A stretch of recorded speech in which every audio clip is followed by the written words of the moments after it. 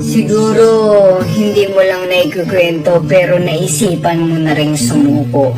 Alam mo, ramdam ko rin yan. Araw-araw natin pinagdadaanan yung salitang bawal mapagod. Hindi pwedeng tumigil kasi hindi pa tapos lahat ng kailangang gawin. Pero sabi nga nila, ang sagot sa pagod ay pahinga, hindi pagsuko. Lahat ng tao may pinaghihirapan kaya hindi malabong wala kang patutunguhan.